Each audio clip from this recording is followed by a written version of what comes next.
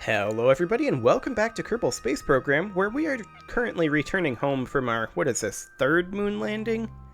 I think it is, and I think we're going to have one more in the future as well, because we need to just continue dropping science projects at that outpost. But we need to do this burn at 22.5 seconds, so let's just go ahead and warp forward a little bit. There we go. It's a pure prograde burn, so I'm just going to be locked to prograde here. 25. Mark.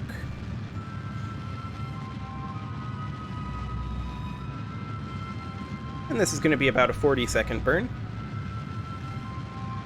And then as soon as the burn is over, we'll correct our periapsis a little bit. I don't imagine we're going to hit exactly 70 kilometers.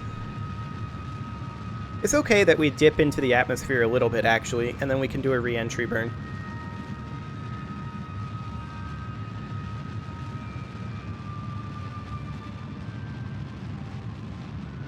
I'm going to try to push this node down towards prograde a little bit here. There. That'll have to do. Okay, that is a periapsis of 55 kilometers. That's a little on the high side, actually. Or a little on the low side.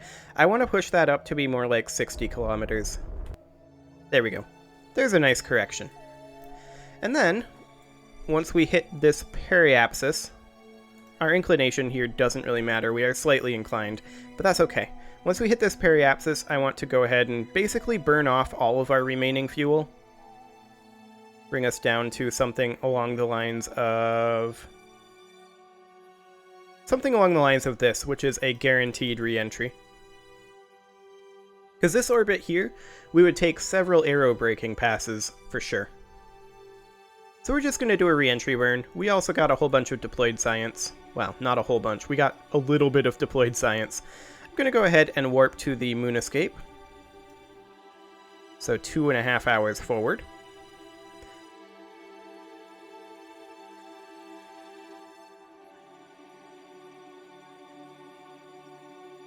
There we go. How much DV do we have left in this tank? Oh, we have tons. We have plenty available. So this is going to be a 2-minute, 10-second burn. So we're going to need to burn basically immediately. I'm going to warp here so that we have a little bit more time.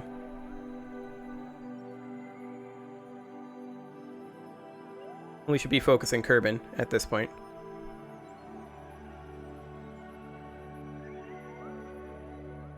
Okay, so node in T-minus 1 minute 14 seconds, so we need to start this burn at 1 minute 5 seconds. So right now. And I'm just going to stay pointed at retrograde here. And here goes our re-entry burn. We technically haven't re-entered yet. Now we have.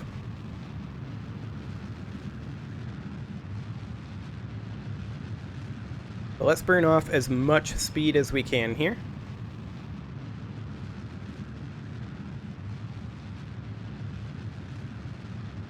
And then once this burn is completed, we'll ditch the remaining fuel in these tanks.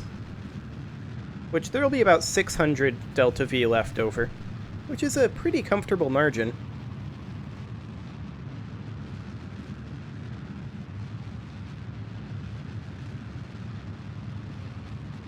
Of course, our engine is much less efficient the moment we entered the atmosphere, but it's fine.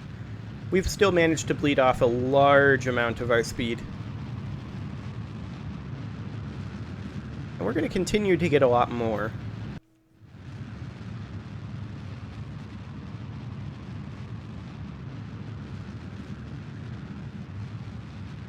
.400 more meters per second.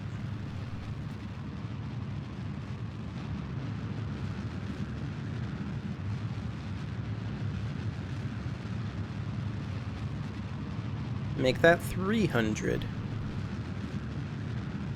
And yeah, our speed is dropping very quickly. That said, we are going to be seeing atmospheric effects soon, so we need to wrap this up and get these tanks out of here.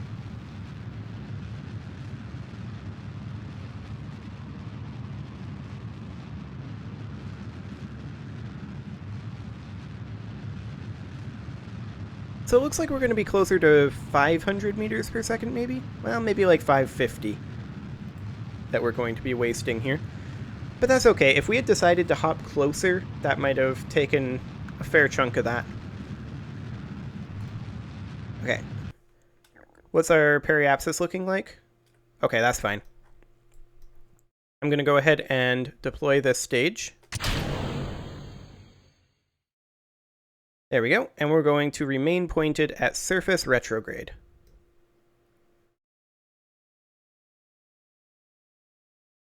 Hopefully that doesn't impact us.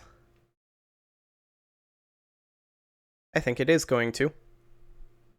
But not at any appreciable speed. Yeah. Get out of here. Nobody likes that engine anyway. It's not like it got everybody safely to the landing and home again or anything. Everyone hates it. Such a jerk. Okay, our electric charge is currently increasing, which is good. We're actually kind of low on electric charge, all things considered. Seems a little strange to me, but whatever. I'm just going to go ahead and physics warp at this point until we start getting some serious atmospheric effects in about 5 kilometers.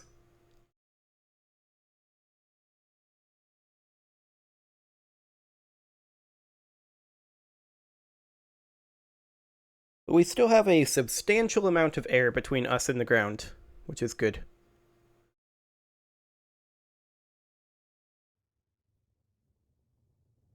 There's 50 kilometers. And there starts the atmospheric effects.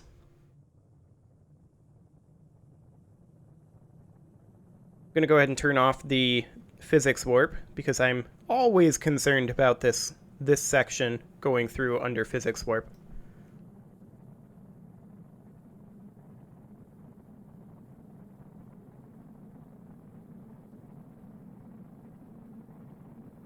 I assume we're impacting at this point. Yeah. We were at like 1.7 kilometers when we finished our reentry burn, so that's not a surprise. Are we going to be doing a land landing? Yes, we are. Okay. Well, maybe we'll be able to grab a surface sample that we don't have or something.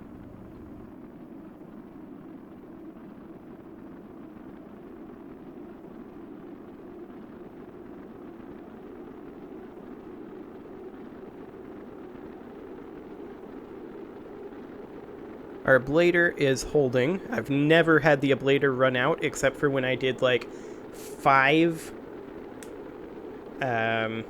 what's it called? I know the word. When you do a re-entry like this specifically for the purpose of braking and adjusting your orbit. I did like 5 passes of that. The word isn't coming to my mind right now.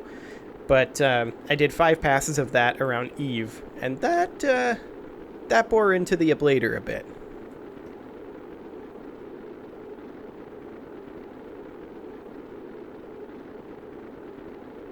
Why can't I think of the... Why can't I think of the name for that? I don't know, that's weird. Anyway, we are going to be hitting the thicker portion of the atmosphere here relatively soon. At which point we will, of course, be slowing down even more substantially and deploying our parachutes as soon as we can, which is going to be pretty soon here.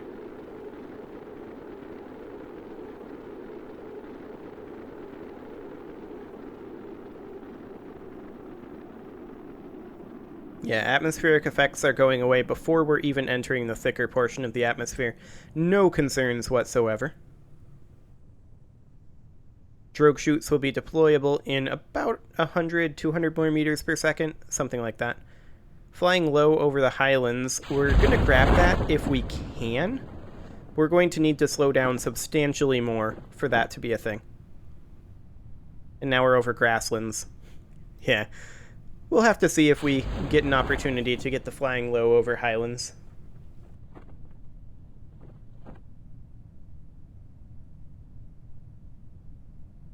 Okay, now that the chutes are deployed, let's go ahead and physics warp forward until we get close to the ground.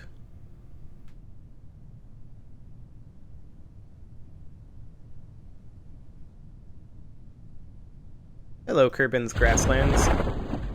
There go the drogue chutes, and the main chute will follow suit here in about 500 meters.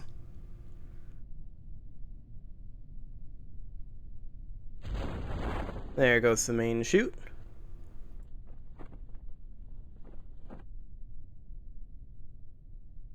And it looks like we're losing our heat shield anyway, so I'm just going to go ahead and jettison it. We have in the past anyway. And that'll slow us down ever so slightly more because we'll have less weight for the parachutes to fight against.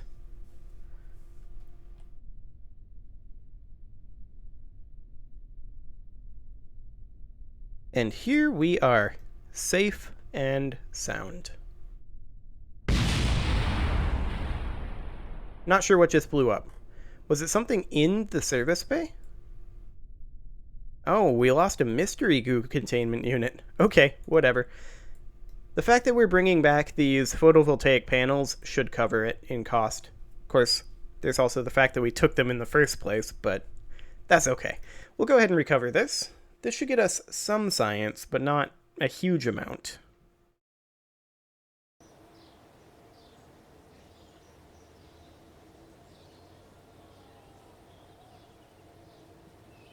Okay, 120. That's not too bad. Let's check for any additional science data from space around Kerbin. That'd be super easy. A specific orbit of Kerbin.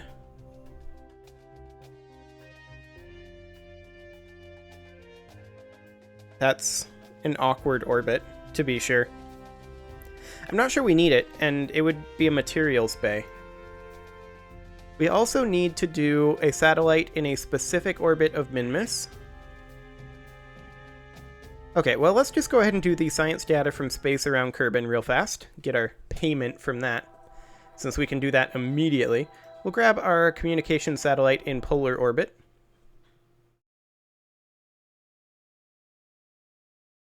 And let's just go ahead and run our experiment on here, which there should be a thermometer. Here it is. And we'll just transmit that. Contract complete. Nice and easy. Back to the Space Center. So that's a nice recurrent source of funding. Which, I did not mean to go into the spaceplane hangar. We are not going to be using this. Right now, anyway. Okay. So let's see here. Any of these other things? Not really. I don't want to do any of those. I think we're going to do this specific orbit of Minmus here. We'll need a materials bay on the satellite, which is certainly awkward. But we do need a satellite around Minmus anyway. But let's go ahead and see what we want to spend our science on. Now, one thing I wanted to look at, as long as we were in here, is if there are any additional ground deploy stations, and there is, specifically in advanced science tech. And I believe there's an RTG one as well, but it's not hugely important. As long as we're not in any real rush. Lunar excursion module. I don't think there are anything. I don't think there's any other experiments other than the one in advanced science tech. But I just want to double check that.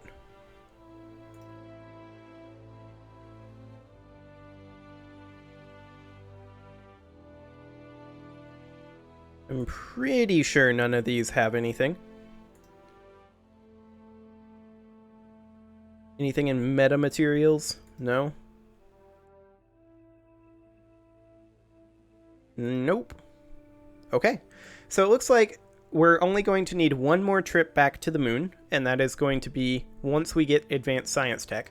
We can grab scanning tech, or we could hypothetically grab something like advanced electrics, which I think would be substantially better for us, allowing us to get better photovoltaic panels.